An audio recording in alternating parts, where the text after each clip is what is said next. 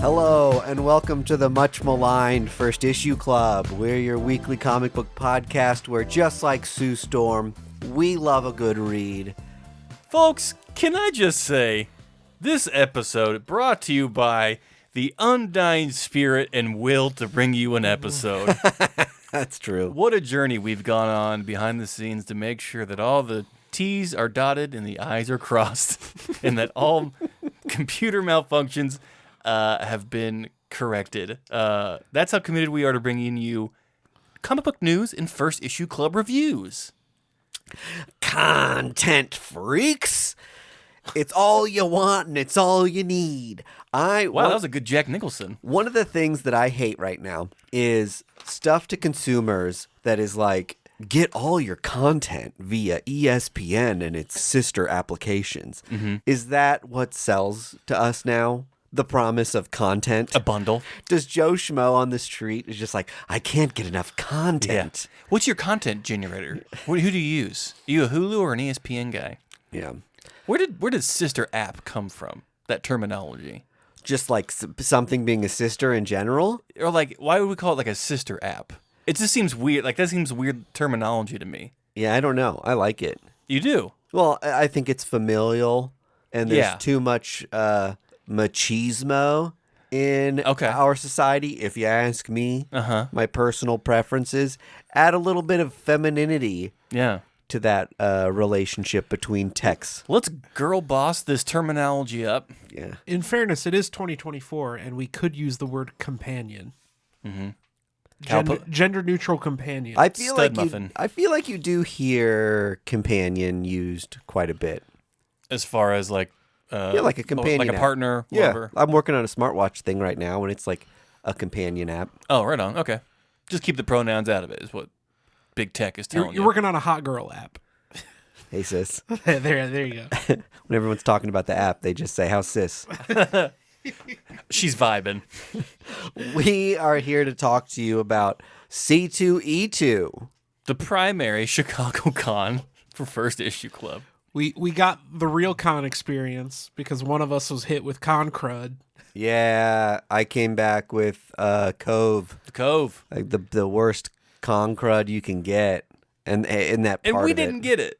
Yep. It's so wild to me still, to this day. Well, it's because we were sneezing on each other and not... Yeah, not I took Mike. that weird horse medicine. That's why I'm not... Yeah, that's why I the didn't ivermectin. Get it. I think there is something to be said about how anal about germs that I am, that I have maybe lack of exposure to things that other people build up certain tolerances that I do not get because I'm a freak. Yeah. And you guys know how I lick every surface I touch. Exactly right. He's always pulling gum off the back of movie theater seats and chewing them. Yeah. I'm constantly coughed on and licked and have to clean up things. We are excited we got to go to C2E2. We had a panel there. This episode is a little different than your typical episode of First Issue Club. So if this is your starting point, whoa. Wow. Wowie. Wow. Wowie, wow. We're glad you're here, and we're excited to tell you about how the con went. But lower your expectations for the rest of the series. Yeah. And normally what we do is we talk about first issues, onboard you to new series that we're excited about, and talk about buzzworthy new things happening in comics and... time permitting. Some comic book news and comic book industry stuff as well. Patreon happens where we do some extra content. Episodes, I should rather say, if I'm going to heed my own advice, that we do episodes, articles, and a couple bonus things. Do we have a sister app yet? Instagram. I would consider the Patreon the sister show. Sure. Yeah. Because we release that once weekly alongside the regular episode. The main, as we call it. Right. The main vein of comic book stuff. So we're going to show you all of our fun spoils that we got at C2E2. So if you're so inclined to use the video tier, I guess not really a tier. Free to all now. Yeah. Well, actually, this is on YouTube. Yeah. We've unlocked this. So this is going to be on YouTube for everybody. Yeah. So if you want to see the things instead of just hear us talk about them, hop over there. Yeah. And you'll get an eye full of all the fun stuff we bought. Do we want to start with experiences, or do we want to start with treasures? So we went to C2E2 this year we had a panel courtesy of Botter Milligan from the Shortbox podcast and Chris and Aaron from the Oblivion Bar pod. We did a crossover episode just kind of talking about comic books that we are excited about in 2024 as it is the year that we are in. Sorry, kind of got mixed up in my brain there. And so it was fun to finally meet those guys in real life. We got out after the con, hit a couple bars, and got some dinner. So a huge thank you to them for including us and for just being rad people in the comic book podcasting sphere. It is a small sphere, but it is sometimes treacherous to find friends in that realm. Certainly. So that was cool, and then really after the panel, we were left to our own devices and credit card debt be damned. We had us a time. That's how you do it. I feel like, especially when I travel for a convention, I'm like, screw it, I'm here. Yeah, I've already started saving for next year. Yeah, that's the way to go. Just like have a lump sum of money that is like, this is what I'm comfortable spending. And have fun with it. And then spend double that. Yeah. Just get comfortable. It's like, listen, I've already blew past my limit. What's a little more? Hey, if that's the way you got to ride. Ride, baby. Ride, baby. At worst case scenario, you're supporting awesome people who are making awesome things, right? Yes. I love it. So this year we did like a different kind of con experience. I noticed that we all on Friday kind of looked at each other and said, I have this to do as soon as I walk in. We'll meet up in about 20 minutes. And we all kind of just splintered as soon as we walked in, which is kind of like last year we went, we all stayed clumped together, I thought. And I think we all got a little more comfortable in our shoes and began to wander more. An ability to find each other, too. I think. Yes, we all had giant red flags attached to our backpacks. I will say there was times when at C2E2 that the people were having issues with Square, and no one brings cash to cons anymore, I feel like. Which, if you've listened to our con talk, bring cash. Bring cash was one of our top tips. So this would have been a great time to have a fistful of dollars because a lot of people were just like, you're going to either wait here for 15 minutes to buy this thing, or you're going to have to go to an ATM and come back with cash. Right. And the ATM fees at a convention hall, it's like you're paying $5 to get your money out. Yeah. Which sucks. But it's highway robbery. Yeah. You want to view your balance first? Yeah, $5. Another $5. I spent $20 just to get all my money out. But that being said, Friday, the con hall wasn't so clogged. Those kind of like billing issues and connectivity issues started on Saturday when the hall was just like slammed, so full of people that you couldn't do anything. To your point about like us being rabid and like, these are the things I need to get done. One, we had an hour before the panel started. And so it was like, what are the things that have potential to sell out that I want that we like all ran for? Yeah. And then on top of that, Friday's the day, and this is reigned true from our experiences before in this past time. Friday's the day where lines are lightest. You're going to have the easiest time getting the things that you need to do, walking around. It's the best day to talk to people if you're a conversationalist, and that's a big part of why you go to like have a personal moment with creators that you love.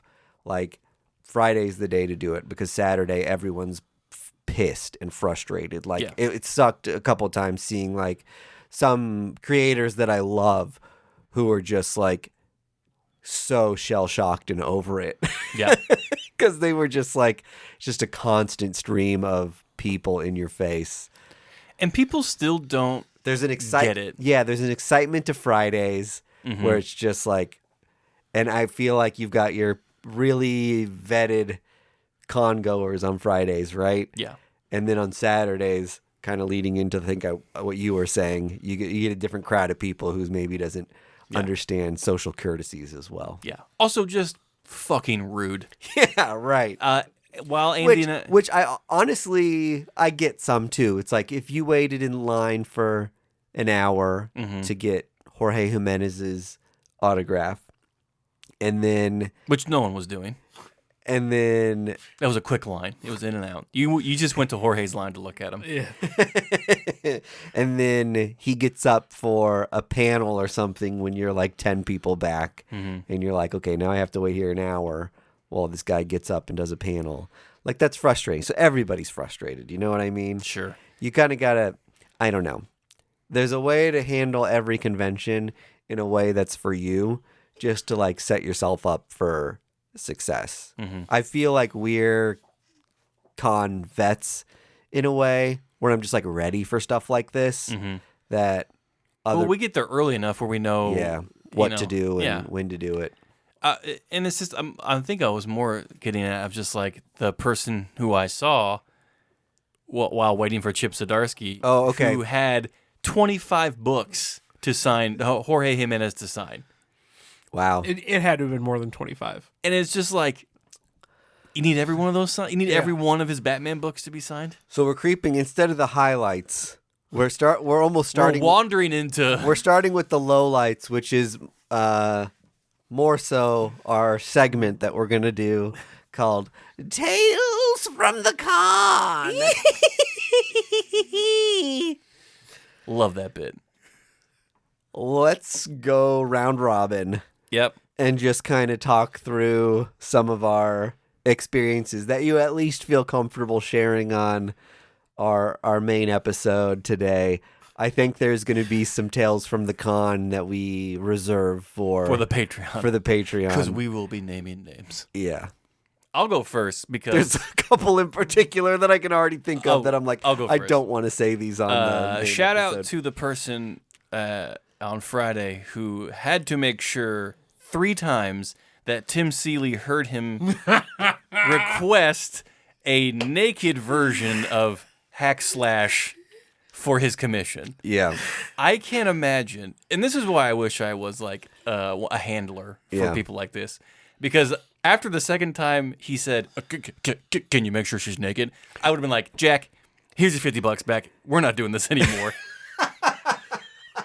Like, Tim Seeley politely said, I got you. Yeah, I got it. I hear you. He had to say that 3 times so the guy knew that the character he was going to be getting back would be completely unclothed. So bizarre. But also, like, it's Tim Seeley. You can say it once, and Tim's like, I got you. He knows what he does. Yeah, exactly. And he's not shy about it. Yeah. But it's just like the fact that this person was so adamant and really wanted to make sure that he's like, if I'm going to spend $80, I better see every inch of that is troubling, 1. Yeah. And 2, a little sad that he had to make sure. He's like, I really would prefer it to be no clothes. Can you put a clear coat on it? Yeah. Really water seal it? really make this crisp. So that's the first one. I mean, that's the one that jumps right to my brain. Oh, man. Andy? Oh, I think the best one was, well, maybe, is the Chip Zdarsky one. Okay. I'm good, because I have a different one. Okay. But that was you and I. And I'll say this at the top. Everyone involved handled it like a total pro, right? Okay. Oh, I don't know what's going to happen here. So Mike, well, all 3 of us are in line. Mike was 2 people ahead of us? You were first in line. Right. So Mike gets his stuff done. No problem. It takes 15 minutes to get his little sketch done. And he moves on. Yeah. The next guy in line he's getting 2 full sketches. I know where this is going. Inside of like little autograph books, not on a comic, right? And he requests, it was Kazoo from the Flintstones, Right. and Link from Zelda. Right. First of all, 2 characters Chip Zdarsky has never done. Has never drawn. This man just wanted him to sketch them. Yeah. I mean, I would say that Kazoo is like not completely off base for Zdarsky. That's like a weird enough character that I think he would like get a kick out of it. With enough, it's kind of like Batman. With enough prep, Yeah, sure. Yeah, exactly. He could. So he like pulls up a reference photo, and Chip does his thing, and they end up looking great. Of course, yeah, they're because phenomenal. Chip's a pro. Yeah. And, he's talking to the guy, and everything's going great. And then he finally finishes both these things and moves on. And Chip stands up and like leans over to his handler and like whispers in her ear. He's like, no more of that. Like, Only characters that I know. yeah, he's like, I need Daredevils, Batmans, and Howards. Like, Yeah.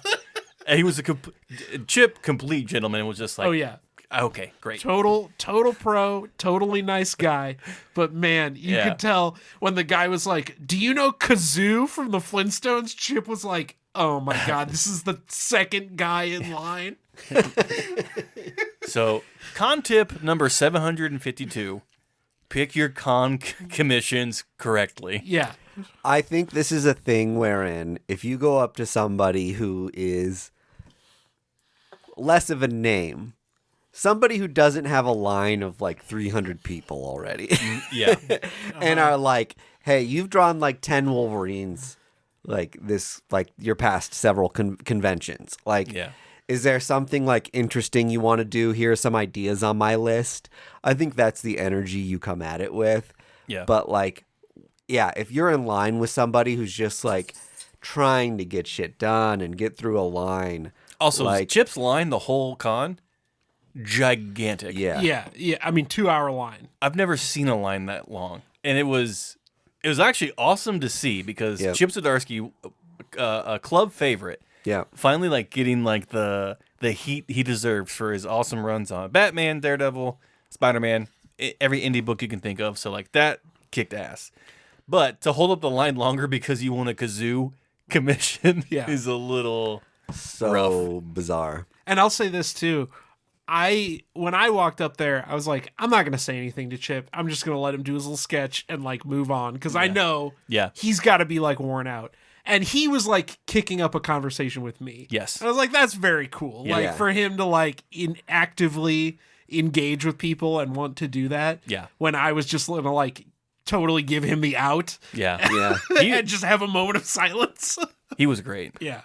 So his handler was like, how do you know those guys? And I kind of talked about how we had a podcast and stuff. So we had already started a rapport about like podcasting. And then when I got up to Chip, she mentioned that we were on a podcast together. And then we started talking about like travel companions and how do you travel with friends and Yeah. like those like weird things you go through. And it was just like a really fun, genuine Mm-hmm. conversation that I was just like, wow, I'm shooting the shit with Chip Zdarsky like he's just like a buddy. Hey, look at me. And we're connecting on stuff that's not like just like, oh, Batman and Spider-Man are cool. Yeah. So like that's always fun. You when- could hear the background music like "Come with me" and you'll see. Mike D was on cloud Yeah, nine. my smile It was was like ear to awesome. ear. Yeah. I met him at LA Comic-Con where I had him do a cover. Oh, let me grab it. It's up here.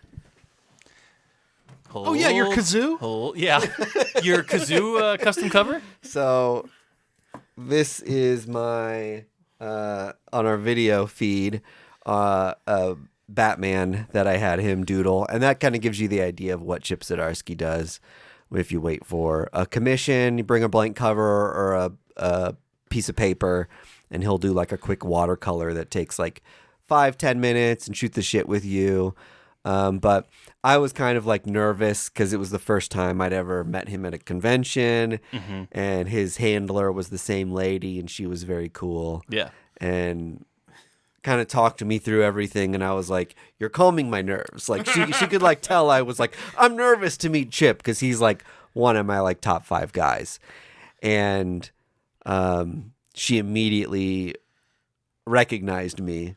And was like, Nervous guy. I know you. Yeah. And she was just like, you were at the like one of the last conventions I was at. And I was like LA Comic-Con. And she was like, yes. She And- handed you a Xanax.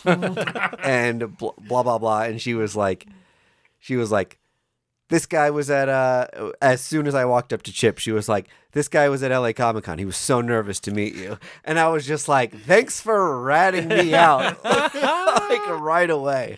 I was just like, my playing it cool is out the window, Chip. And he was just like, all good.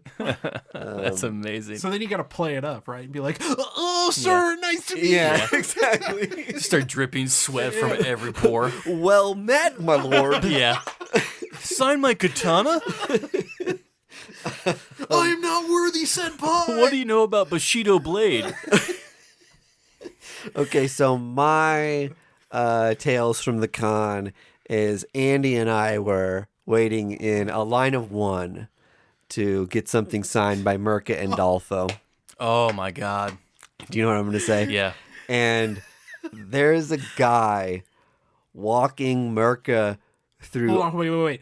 You have to preface it by saying Mirka is Italian and like Oh, yeah. she speaks English well, but like it is not her first language. No, it's not her first language. She's, sometimes you got to like. She has to have her books translated. Yeah, exactly like, right. when it's written for exactly English. right. She's not translating like Steve Orlando translates a handful of her books. Oh, right on. Yeah. There is a guy in front of us who is detailing Watergate. I thought it was Bill Clinton. Oh, sorry, not Watergate, Whitewater. Yes. Who is detailing the Whitewater scandal to Mirka and Dolfo and getting into like Clinton's presidency and all these like obscure details of like business partnerships with his Arkansas family, and she's like, yeah, cool, and then like me and Andy are like, oh my God, behind, and she starts looking at us like, what is happening? And we have this like shared moment of panic. Like this could go on for 5 minutes. This could go on for like half an hour. Yeah. And like, I don't know how to get out of it. Was he getting books signed or what? He's just mean, like she- shooting But the shit. it was done. Yeah. It wasn't like she was still signing stuff. It was just like, she's done signing the things. And now you are keeping her prisoner. Yeah. With like conversation that she's like, one, she grew up in Italy. She's got like, how much context or interest does Yeah. she have in like the Whitewater scandal? And she's just like, oh, cool. Like, It's like that guy thought she was wearing a shirt that said, like, talk to me about Whitewater. yeah. And it's like, I would have loved to know, like, what set him off to be like, oh, she would love to hear about this. And I feel like she appreciated us being a part of it. Like some of the glances we exchanged, she was just like, okay, I'm not crazy, right? right. This is crazy. No, yeah. The capstone to that is like, as he was walking away, he said something along the lines of like, "Oh, I'll find you later," and Yes. like keep the conversation going. And she's just like, no, you won't. Yeah. Uh, Oh man. and That was demented. I feel like you gotta like, you're excited to meet these people. You gotta just like, once they're done with your book or whatever it is, I would say you've got 15 seconds to pull the ripcord. Yeah. Unless you're Jill Thompson. I love Jill This Thompson. is, yeah, I think this is Patreon combo for sure territory. it is. Yeah. For sure it is. Yeah, because I want to But, talk about yeah, that for 20 minutes. Salute to Jill Thompson. That's like, yeah, a longer Patreon conversation. In a good way. She was In awesome. a fantastic way. In a great way, but it's, yeah.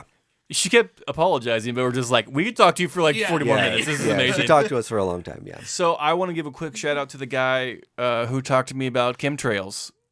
Oh, yeah, the Unprompted. parking lot guy. Walked up to me and said, "What a beautiful blue sky." You'll notice that because there's no chemtrails in the sky. Yeah, and I don't know why. Well, you say I don't know why people think they can open with that line. you say he talked to you about it. You what you meant was he opened your eyes. Yeah, my third eye just was opened.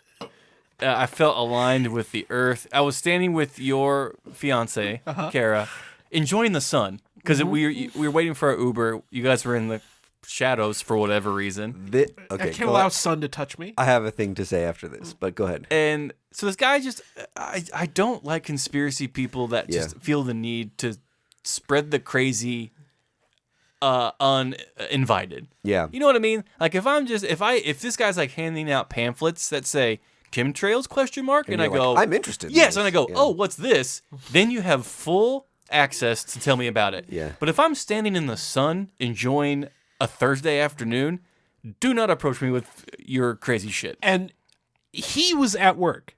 He was at work. He was working the parking lot. Oh, really? Yeah, he was getting paid to talk to me about chemtrails. I just noticed your floral Hawaiian shirt is also a Captain America shirt. Yeah. What? Yeah, It's awesome, isn't it? Yeah, it's really cool, but I got this why? for my birthday. I think they got it from Did Marvel make it? It's a Marvel shirt. Yeah, Yes. okay. For when you want to relax and also be a nerd. And also rep, yeah. This is what I call That's cool. a covert nerd shirt. Yeah, totally. It doesn't like scream like No, it doesn't scream like a dweeb. intellectual property. No. Like I kind of hate wearing stuff that's like I'm a corporate shill. Yeah. You know? Oh, dude, I would absolutely wear "I'm a corporate shill" T-shirt. Sponsored by Hulu. No, I mean, yeah, I got this for my birthday. It's a pink floral Hawaiian shirt with little Captain All right. America shields on it. This is all the stuff you're It's missing very on the YouTube. subtle. All right. Okay, my thing on this was there's a thing with these people where they know when people are trapped. And it's like you're waiting for an Uber. Captive audience. There's nowhere you yeah. can go. You're a captive audience. Oh, yeah. And that's the thing with like our whitewater guy and Anyone who's worked a service industry knows this. Well, has had this I experience. used to work retail and you would have your people come in who were just lonely. Yeah. And they Yeah. would just talk to you and it's like No. They would talk at you. they would talk at you and it's like at some point I'm going to have to kick you out of the store. Oh yeah. And like because you're never going to pick up social cues. You don't care. Yeah. Like you just want to talk to somebody. Yeah. And honestly, I'm not brave enough to be like, shut the fuck up. So, And they well, know that totally. when they see into my eyes. Exactly right. Exactly right. And I used to work this job where I would do pyrotechnics for the Kansas City Royals. And during the World Series, I would stand in the outfield because they do like special fireworks for like home runs, big plays, announcements, stuff like that. And when we would do those and I would be stationed more in the outfield, I would be partnered with someone from the fire department. And the fire department was just there to be like, I'm observing, making sure everything's above board. More than anything, they're just like watching A free game. a free playoff game. Yeah. Where's my hot dog? And one of the guys, I would walk up and see him there and just be like, no, Not crazy Tom. this is going to ruin my night. Even if it was like a World Series game that the Royals won, it was still just like not worth it. He would talk to me about like, and he wouldn't want to like tell me stuff. He wants to like lead me there. So he would be like, women, what do they do? And I would be like, what? Anything I do? Yeah. Except pee standing up, maybe? Yeah. Like, what are you trying to like guide me to?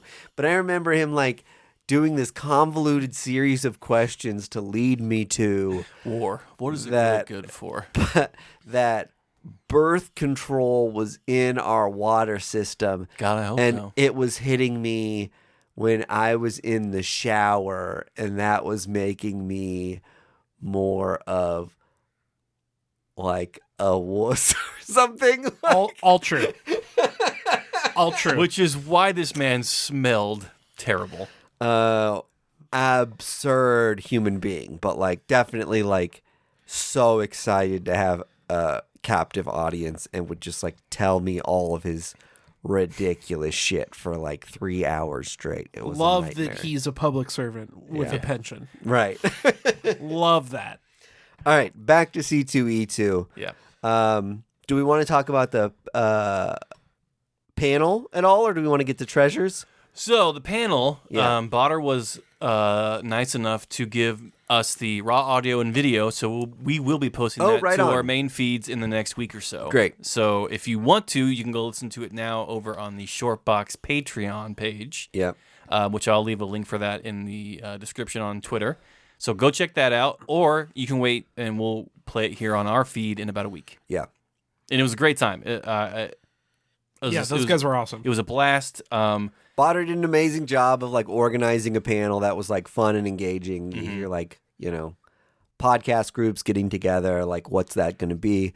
we've all been to like a panel where we're just like, oh no, I feel trapped. Yeah. Like you walk in and you're like, do I get up and walk out of this? Yeah. Like, Oh, we locked the doors for sure. No one's leaving. it was so well organized and it was easy breezy and structured in a way that allowed all the panelists to talk about things that they were passionate about in a fun and exciting way that like never got too bogged down in like annoying details. It was like fun if you were a comic book reader and fun if you were a new person.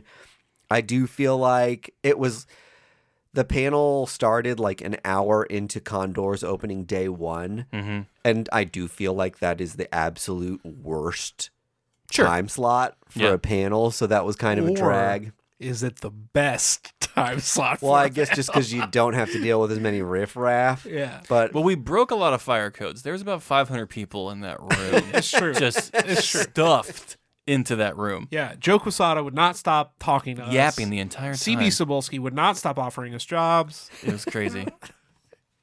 so, yeah. In any case, kudos to everybody. I sat out. It was just too many people talking, and I've got clammy hand syndrome when I get in front of people. So No, it's because we wouldn't have had enough microphones for you. yeah, exactly right.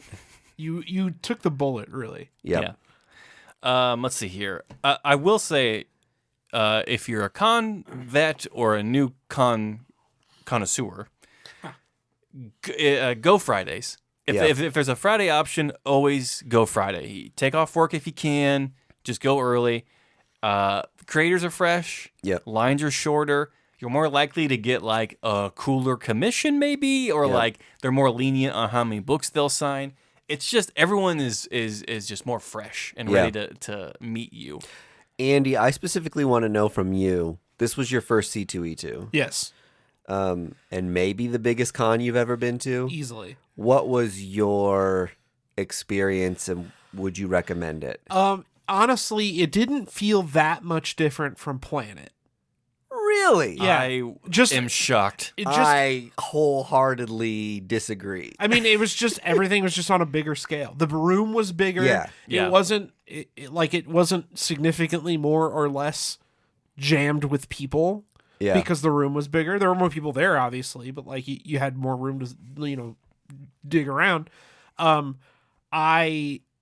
There was just more there. It just was on a bigger scale. You know, in terms of like the presence of creators that were there, in terms of the number of vendors that were there. I didn't get to see half of the like booths that had short boxes. I barely did any digging. Yeah. Yeah, I'm shocked that we didn't really do that much as well. We kind of came up short on that. I think I went to 2 booths. I went to one booth when I was waiting for you guys on Saturday and completed 3 different runs of comics. Yeah. Like, there was one booth that I was like, oh my God. You have it all. They have every comic I've ever wanted. in like 100 by 100 square foot like box.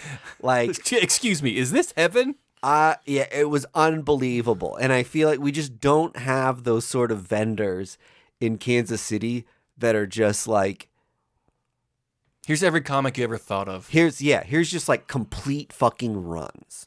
What? I know you completed New Mutants. New Mutants. I completed Firepower, and I completed Sex Criminals. Oh, nice. So, I mean, these are things where like these are books that I weren't necessarily like high value comics, but for me to like find them on eBay or something, it's like I'm gonna pay like $6 for shipping, and I'm gonna overpay for the individual issue to just buy just because of the way eBay and commerce works online, and to just be able to like walk to one booth and be like, yep, they have number 5, number 17, and number 24, like next run that I'm trying to complete. I love that. New Mutants I've been working on for years and years, and that felt like a big momentous thing for me. Yeah. To complete that run. And it was weird to just be like by myself and be like, I did it. You know what I mean? And to not like be like high-fiving people and like There was no trumpeting angels. There was no. and the guy checking me out was like busy. and like it's like I wanted to say to somebody like these were the last 3 issues of New Mutants that I needed. I have 1 through 100 now. Hey, can someone recognize this is a big moment for me? And yeah, I've completed that run. First Cable, first Deadpool, I've got it all. Some kid's like, whatever, man. No, I understand that. It's like when we were at GarageCon and I found that one Moon Knight variant. Yeah. So I have every Moon Knight cover of the entire run. I get it. I'm sorry that I wasn't there to. Yeah. You did text us. Yeah. Yeah. And I think I responded with, "Whoa, Let's Yeah. go. Let's go, bro. Let's go, guys. A lot of them at the con. Too many. But to the point I'm trying to make is a lot of booths at C2E2 feel like that. Whereas at Kansas City-sized convention, you're going to a lot of booths that have a lot of like variant junk. Yes. that's the stuff I take home." Baby. At C2E2, they have the comic you're looking for. Yeah. Oh, yeah. There will be a booth with the thing that you want there. There was an entire booth called Blank Covers, and they had Yeah. like 500 long boxes full of blanks. So something that Andy and I noticed while we were kind of like looking through boxes is that the smart vendors had specific long boxes of just like, hey, here's creators that are here at Planet or at C2E2. And like, so Go they get this had stuff signed. Yeah, so they had like Chip Zdarsky books. They had Tim Seeley books. Like they had stuff pre-pulled for you of just like, yeah, we know they're here. Like, go through this box if you want to find something for them to sign real quick. Which I thought was brilliant. Yeah, that's a great idea. And you mark all of those $1 more expensive. Hell right? yes. Yeah. Finder's fee. We'll get into some of this when we do show and tell, but exclusives is another thing where like a con the size of Kansas City, you're getting maybe like one con exclusive, and it's cool that you've got like a cover for Teenage Mutant Ninja Turtles or whatever. C2E2 is like there are all kinds of different independent retailers that have one of 300, one of 200, one of 50 variant covers that they're selling. Mondo is making a presence there, and they're selling posters and things and toys that they're only selling at the convention. And then the only other time you're going to be able to like get those things is if they didn't sell out and if they're doing some sort of like warehouse find sale. Funko had like a ridiculous party with like people losing their damn minds to like get free giveaways and fill bags full of exclusives and stuff like that.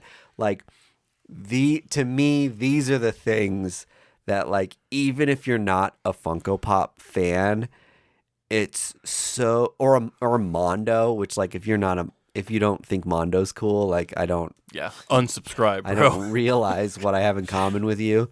But just the fan, like I couldn't be less of a Funko Pop fan, but the fanfare surrounding Funko Pop and the event that they held was so much fun. The hysteria. And it got me excited, and people were just like nutso to get their hands on these things. And you had people like buying exclusive Funkos and then walking to the like dining like tables and immediately selling them on Whatnot and just Oh my being like, God. I got 20 of these exclusive C2E2 Funkos, first one on sale, like Let's with their little camera go. setup. Let's go. Great buy, Greg666. Like, hell yeah, bro. There was, okay, side tangent. There was a lot of Whatnot auctions going on Not at- whilst the con. Not at booths, just random Yeah, at a table. dickheads just being like, I bought like 6 exclusive Yeah. covers. Now I'm selling them to you for like $10 more than I paid for them. or Here's the whatever. Do You Poo Michael Jordan variant. That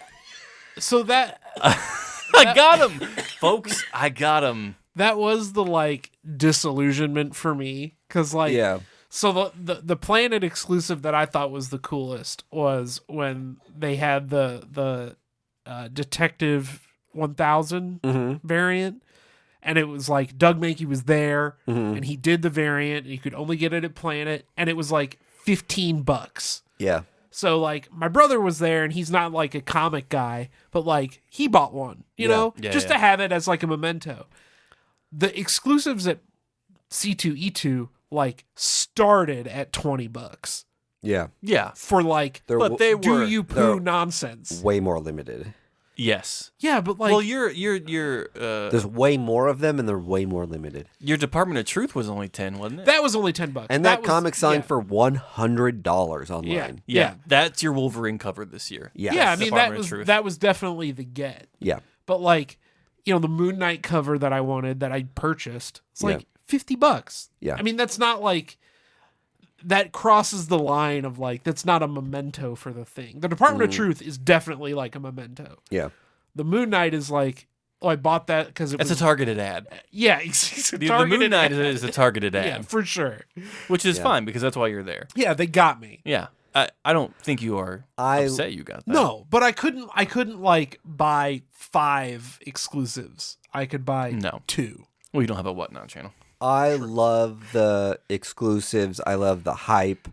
I feel like that builds so much of like the mystique of what C2E2 is. I feel like the opportunities with creators is like Through the roof. through the roof. Like there are more creators who are willing to make things for you, who have systems in place to accommodate those things than there are at your smaller conventions. So like if you see Mirka Andolfo is going to be there and you're a Mirka Andolfo super fan, she's got stuff on her website to pre-buy commissions. She's got people ready to like sell you different versions of what she can do in different time frames for what she can accommodate. Everybody's doing this thing, save for a couple people who don't manage their time well. Patreon side combo. Oh, man. Spicy. Who say from 2 to 4 o'clock, all I'm doing is sketching. And we've got time set aside for that. And you may want a $40 sketch from me to do a jam piece. And you may want like a $200 cover commission that's like gorgeous. And they're making that stuff happen for you like on the con floor. Yeah. And that stuff is kind of like fewer and far between at your more mid-sized conventions, whereas like C2E2 itself is more of a well-oiled machine in the sense that a lot of the artists are repped and they've got systems in place that it's like, hey, this whole aisle of people are, you know, such and such creators. And we'll sell you the CGC verification right here, right now. We'll sell you like a remark right here, right now, and be very transparent with what those are going to cost, so you don't have to have this awkward interaction with And we'll put you in a time slot. the so you creator. can- Exactly right. So you kind of understand how your weekend's going to unfold. So that's like a great thing about C2E2. It's also like way more. I'll say this year a little less so maybe, that like normally C2E2 is really good about saying, here are our big creators. We're putting them on the corners of aisles because these huge, massive lines that build can wrap like down the like aisles that don't get in the people's way. Yeah. And can be facilitated a little better. There was a handful of people that I line was management just like, was not great. At No. really any con I've been to this year. Jenny Frizen was right across from She was Chip Zdarsky. steamy. Ooh, man. And they both had just like frustratingly massive amounts of people waiting for autographs. And then Jorge Jimenez was in the middle of an aisle.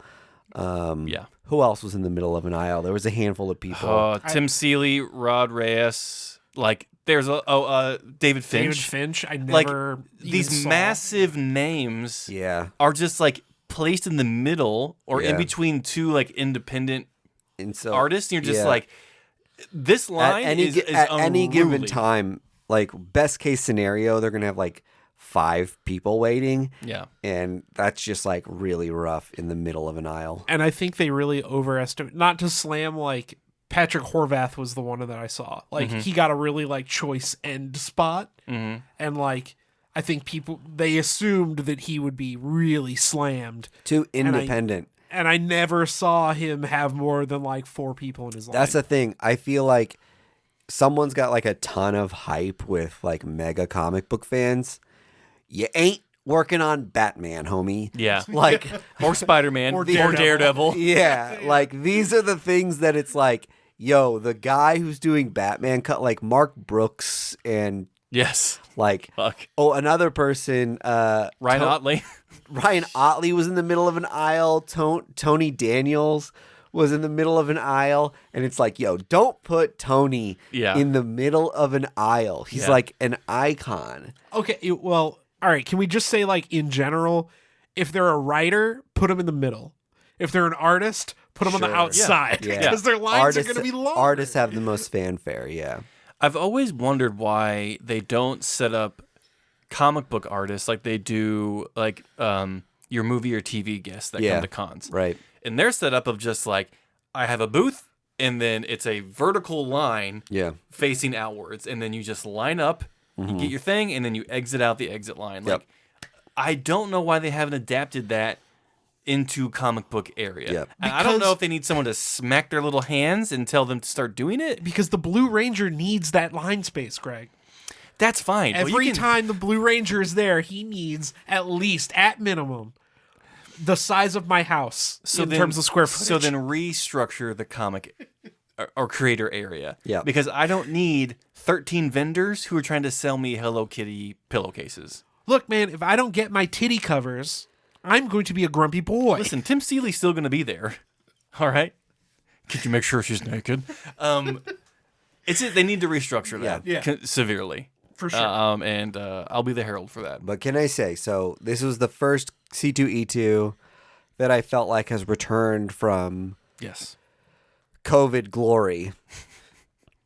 It didn't feel hampered or hindered at all by the pandemic. No. It felt like massive again. It felt like it had big fanfare again. While we didn't have massive like booths from DC and Marvel like we once did, I kind of feel like those days are past us of And I don't understand why. big publishers like that making a huge presence at these sorts of conventions. But which to be is fair, I never saw unfortunate, Image or but- Boom or Ahoy either. Like, yeah, where's the publisher investment into cons? it's fun for me. I love going to publisher booths and seeing like their exclusives or creators that they have featured right at their booth. There were tons of places like Unknown and other like the Comic Mint and Bird City that were Yeah, like, but those are- we've got like Tony Fleeks and all these other people like at our booths, Yeah. and they're like, we're selling you our exclusives that are like really limited numbers, and they're ready to sign and remark them like right here. Like that's fucking killer. Yeah. Like C2E2 for me is like the best con in the Midwest, hands down.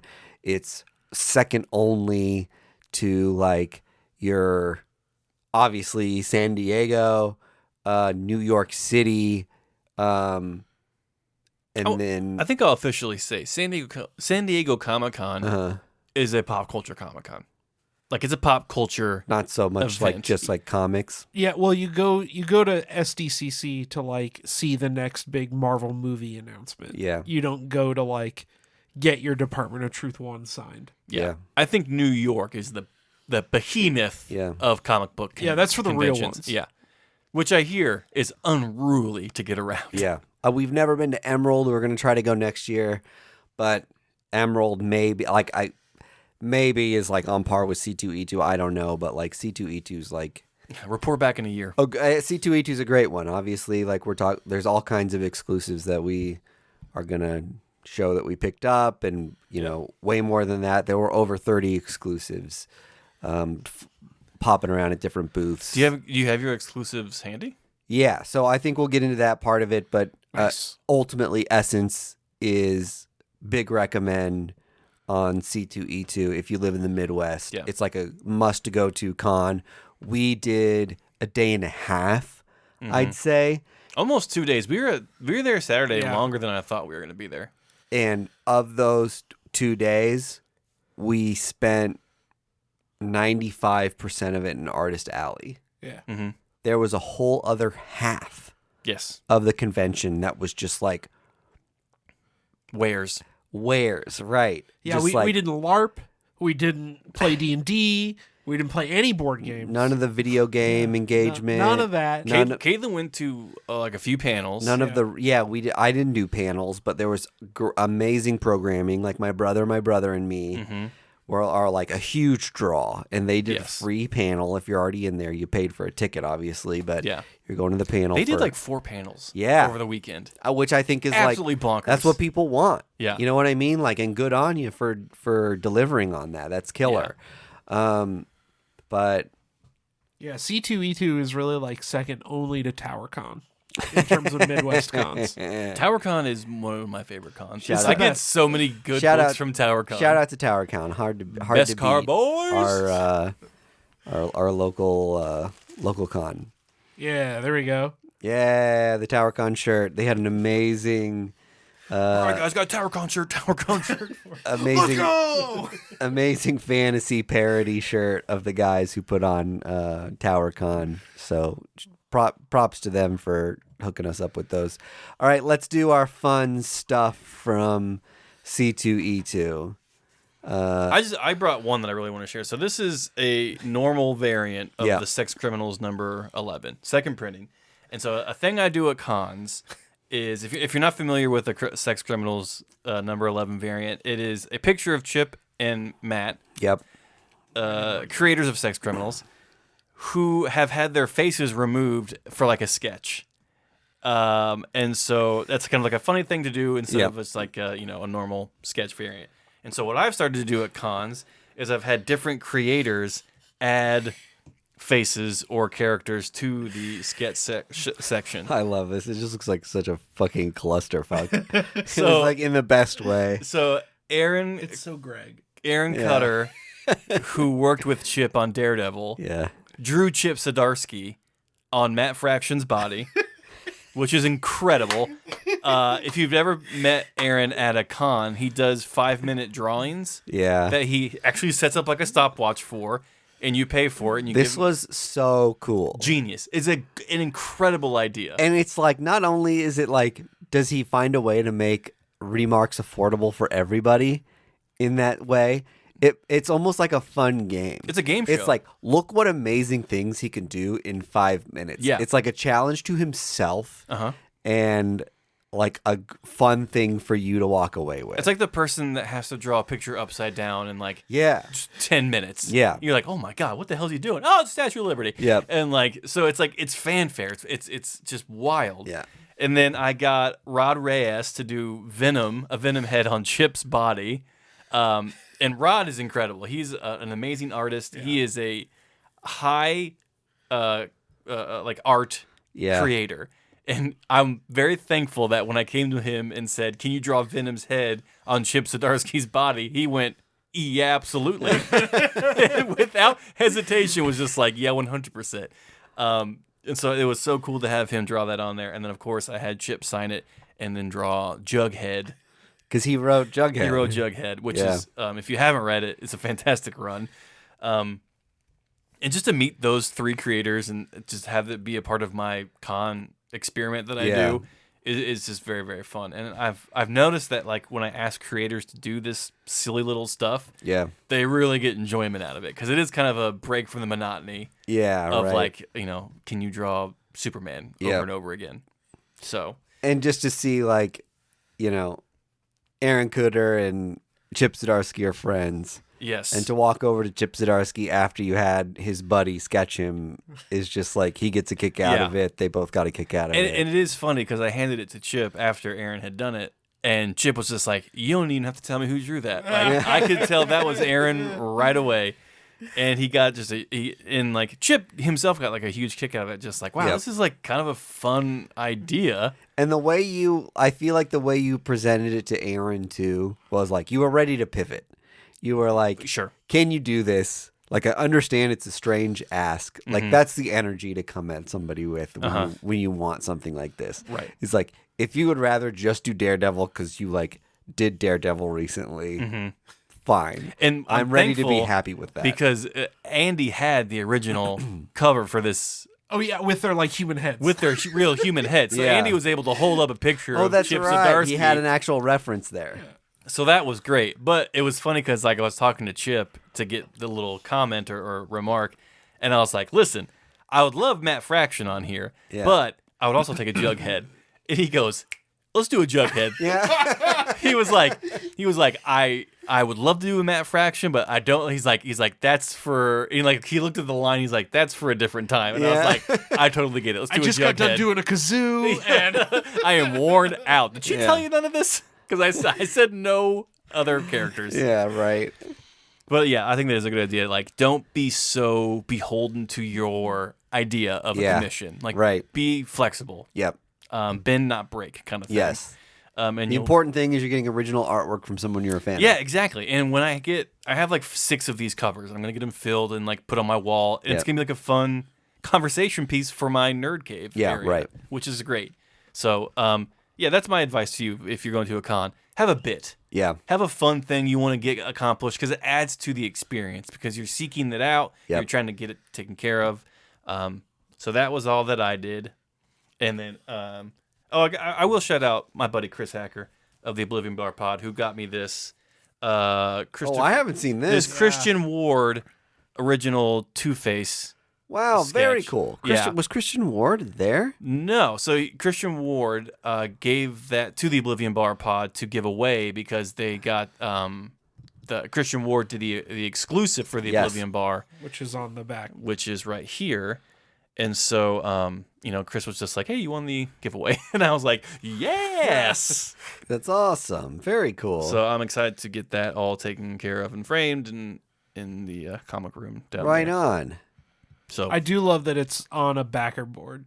That's a cool idea. Yeah, totally. Nice. All right. What do you got, Andy? Oh, me next? Yeah. The rest were just signatures that I got from Tunyon and Tim Seeley. And I got a couple SIGs. The 2 cool SIGs I got were, I got my Revival, Greg, if you could help. Oh, sorry. My Revival #1, triple signed by Frizen, Norton, and Tim Seeley. So now you join my club because I also have mine triple signed. Yeah. I also like that it's in 3 different colors. I thought that was pretty That neat. is Which Revival just got announced TV show on Sci-Fi. I also got my Department of Truth #1 triple signed by Tinyon, Martin Simmons, and Jenny Frizen. And Sasquatch. And Sasquatch. This was my Howard remark from Chip that I thought turned out so great. I didn't see that. Yeah. That's killer. And that was like a $20 remark. Like for $20, you cannot beat that. Yeah, he looks pissed. I love that. So Greg, it really inspired me for this. This is something I think I'm going to do. I bought this. Originally, that's a plain black variant of Alien #1 that a guy airbrushed to make it look like an eclipse. Yeah. And that's a double blank. So he did like a Starfield. And I think I'm going to have artists do like little xenomorph heads or face huggers around it. Yeah, whatever they're kind of feeling. And to Greg's point, like, hey, do you want to do a xenomorph or a face hugger? If not, do a Jughead on this other thing. Yeah, You right. know? But I Get a just, bit. this like really struck me because we were there on Alien Day, 426. Oh yeah. So I really, it just really hit me. And I had to pick that one up. Very So, cool. What else? I got some exclusives. I think Mike D and I doubled up on a few of these, but we'll just rapid fire.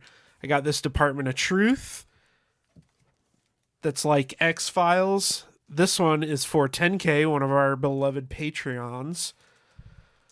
It's the House of Secrets, whatever homage, the first Swamp Thing. Yeah. I got this sick Venom variant that I was too incredible to leave on the table. Whoa, that's wild. Here's the Department of Truth that Mike D was talking about. That was, These are going for a ton of money. they're like, it's like an ash can. They're Yeah. on like newsprint. It's listed as It's like, all red ink. Yeah, and it's all red. Yeah, the title is Department of Truth Bootleg Oh, is that what it is? in CLZ. And then this was my real hunt item. It's a Mexican Spanish language reprint of Moon Knight #1 with the Bill Sienkiewicz. I think it's a 1 in 2,500 variant. But it's in foil, and that's a cover that I will never be able to afford. Yep. So The non-foil. the non-foil, non-foil, in, yeah. So they printed 1,000 of these. yeah. You got number 379 out of 1,000. I think you got three. We have the two in a row. 380. Yeah. This was also cool. I got the Man's Best ash can, but that's actually the ash can that was exclusive to like the retailer summit or something. Oh, cool. So they had them both for the same price. So I picked up obviously like the limited one. It's Jesse Lonergan. I love that stuff. Yeah. He was not at the table, unfortunately, but I had to pick up the ash can. And then this was a Turok like zine that I bought that was like, I mean, based on that cover alone, I could not leave it there. Yeah, that's I rad. had to pick it up. Very cool. And this guy was at Planet last year, and he ran out of those Turok mags. Oh, so I was cool. like, this is not happening again. Yeah, I now you have to gotta come do home it. with one. That is sick. Yeah. And then I got some cool prints, but this was the original art that I bought by a guy named Warren Montgomery. Yeah, that's very cool. Never seen any of his stuff before, but I'm kind of a sucker for Godzilla stuff, and this was $60, and it came with a color print of the same art That rules. Yeah, So, that's like- an insane piece of artwork you got for right $60. there. Yeah, I was like Wild. absolutely Well done. blown away. So good get. yeah. And then the last thing I got, I couldn't go home without any Metal references. metal references and Moon Knight. I didn't see this. Yeah. That rules. It's Metallica's and Justice for All, but it's Khonshu's Justice for All. Give me a break. Love So it. obviously, those are all my treasures. Hey. Good treasures. Nothing got destroyed on the flight. So- Which is even more insane. It is. All right, I wanted to start with a shout out to our bros yes. at the Oblivion Bar pod. We are basically doing a crossover episode of how many times we've mentioned the Oblivion Bar. Well, So- we want to kiss them, so I've got this on the main awesome. screen, but they did this homage to Wolverine 8. Wolverine 8 with the Hulk and Wolverine with their two hosts, and they signed these. They had them printed on amazing paper. They feel like a screen printed. Yeah. Made me jealous. I was like, we hand-pulled need first print. issue club And posters. these were their kind of exclusives for the panel we joined them on. Amazing posters. So I had to get this in a frame, and I'm excited to put it up in the studio and have some of our podcast buddies represented. So one of my favorite things I got from the con was from buddies of ours. yeah, that was rad. Okay, this was an artist that I found. Is that showing up on yeah. smaller screen? Did this really cool print. I unfortunately don't have the name of the artist handy, but did this really cool print of Magic and Kitty, which, I'm a huge New Mutants fan, and they've got like a special friendship and the bond over their little, dragon pet. That's really fun. So I loved when I saw this, I was just like, I gotta scoop this up and put it up in my office. Well, so. and you were telling me, I think, that the Kitty Pride, she's gonna make stickers that's like a transparent background, Yes. so you can slap Kitty Slap Pride on Kitty stuff, on anything, and it and- makes it look like she's phasing in and out of Yeah. something, which I think is a brilliant idea. Yeah. Yep. So I'm really stoked on that poster print. Is really fun, and it's again, it's kind of hard to find some stuff with like these characters that isn't like Super horny. over sexualized, especially Yeah, especially Magic, and it's like. I was gonna say you got the clothed version. Interesting. Yeah. Yeah, that's another thing for me with like Magic is one of my favorite characters, and I think of her as a teenager. Yeah. And I kind of hate how sexualized and like bondage that character has become, because the version of that character that I identify with, and Well, they haven't really aged her up. yeah, You know what I mean? They Like- just put her in like crazy outfits, Right. And They aged her up to exactly 18. Yeah. yeah, 18 exactly. in one day. That's right. So I don't know. It takes a woman artist doing fan art to give her Which I appropriate noticed there was a costume. lot more women vendors there selling like superhero Yes, stuff. Very cool. And it was rad as Yeah. fuck. It really was.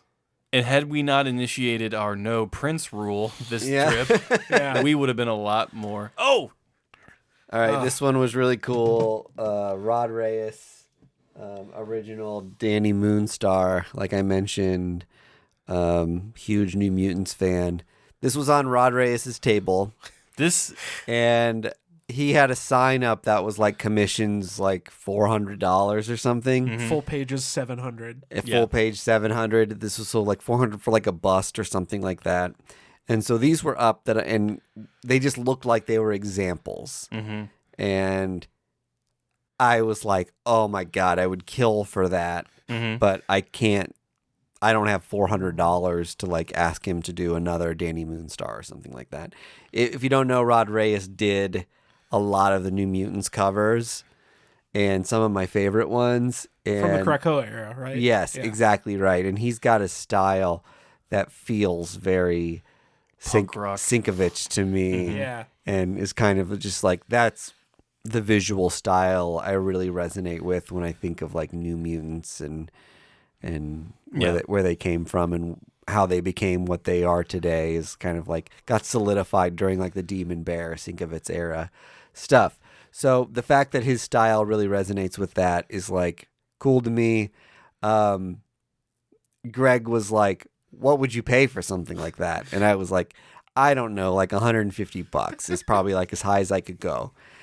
And then you were like, are these for sale or are these just examples? And they were like, no, those are for sale. The prices are on the back. And you flipped it over and it said $150. Yeah. And you were like, well, what are you going to do? And I was like, I'm going to fucking buy it. Yeah. Like, I was so stoked. I never would have thought to ask. They seemed like they were just examples of what his $400 commissions were. And You so are I welcome. assumed this was a $400 bust. It should be. And the fact that it was 150 blew my mind. One of my favorite New Mutants cover artists, and in the tradition of Sinkovich, and he's got a style all of his own that feels like sometimes like an homage or nod or in the family of Sinkovich. So really glad to have a Rod Reyes piece in the collection like this. So really cool watercolor bust at a good size with one of my favorite characters ever. That was one of the cooler moments of the con. Was Yeah. just like discovering that those, original art were way more affordable Yeah. than we ever could have imagined. There was a girl in this Chip Zdarsky line across from us Yeah. that got one of the $700 commissions of Moon Knight Whoa. from Reyes. And I would never hit a woman But I would rob one. It was incredible. I would make her feel like she was gonna get hit. Oh, I'm no. joking. But man, it was absolutely incredible. Yeah. It was the Mr. Knight costume, and man, That's yeah, right. Kudos to that person of just yeah. like dropping a fucking dime on an amazing piece of work. yeah, Yeah. Tragic Girls Co. is an artist Yes. I've followed forever on Instagram and am such a big fan. And they've got this killer. What they do is a lot of like pulp comics illustrations. Yeah, pop that art. feature a lot of these like night nurse era kind of women that are like always crying in comics. And obviously the woman creating these, so they put like a fun spin on this thing. And this is a character being like, oh, Mercury's in retrograde, I love it. crying. And my wife saw this and was like, oh my God, I love that so much. This has always been one of my favorite prints of hers. She's got a website of all of her stuff. Definitely check her out if you need some wall art. Just has like so many fucking rad pieces for comic book fans who are feminists, and like cool shit like this is like very rad. So so glad she was there and I got to have like a fan moment with her. Okay. Up next, from Mike D, he's is got to flip through the box. something. I got a handful of exclusives. This was a facsimile of Talia al Ghul's first appearance, but with a new cover that was an exclusive for Comic Mint. They printed 400 of these. I've got number 57 out of 400. Really cool And cover. I burn the rest. I have the only one. So, yeah, Detective Comics 411. And the artist is Wu Chol-Lee. So I thought that cover was sick. Really wanted it. And you got it. You got it. And I got it. Their booth was the first one I ran to just because they had a lot of really rad exclusives. I got the new Deadpool #1. Greg Horn did a Gwenpool cover. That's maybe my favorite Greg Horn cover of all time. I saw another Greg Horn variant that he's doing, like Yeah. for Deadpool 2 or whatever, Yeah. and like it's incredible too. So Greg Horn might just be like, I feel like he's recognizing that like people don't want me to recreate Maxim magazine covers. yeah, They would rather Not me this guy. they would rather me do like my art style but with like characters from comic books. yeah. Well, it feels like his stuff's like way closer to like an art germ now. Yeah, right. He needs to dial it back and do like less horny, like Yes. Well, more horny in that it's truer to his art style. sure. Respectful horny. Well, because his name is Greg Horn. Oh, okay. I missed So the bit. that's an out of 400. What number did you get? 69. 125. Hell yeah. Boo, sell it. And then lastly. All right. Oh, God. Yes, let's talk about it. We got a Do You Poo. Michael Jordan. Since we were at C2E2 in Chicago, this is a Michael Jordan homage. This is like the lost city of Atlantis.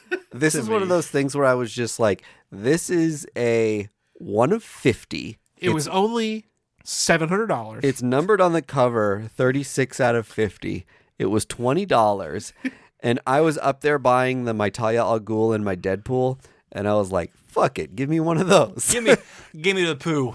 I was like, do you have any of those? I was like, there's only 50 of them. So they're going to sell out. So I might as well just like do it. This has been a running bit on this show. Well, and I see these on eBay all the time, and we've always joked, like, is there anything inside of these comics, or are they just, like, dumb homage covers? I opened this one up. Oh! It is, like, Winnie the Pooh's become public domain. Let's do an issue that's like, what if Winnie the Pooh became Deadpool? Okay. That's all it is. And, like, other characters in Winnie the Pooh. Is like, it drawn well? Yeah, it looks like a fun spoof comic. And I think people like it. I didn't read it, but I just flipped through it. And I think people enjoy it. And it's just become like a weird comic book spoof thing. This is beyond weird to me. But fun chrome cover with Michael Jordan. Also, the proportions on this Michael Jordan poo is frightening me. Yeah, it's weird with him like musculature. Like just jacked legs to be able to dunk. and then like barrel-esque upper body. He's a chunky boy. Yeah, like he's like 1930s Superman.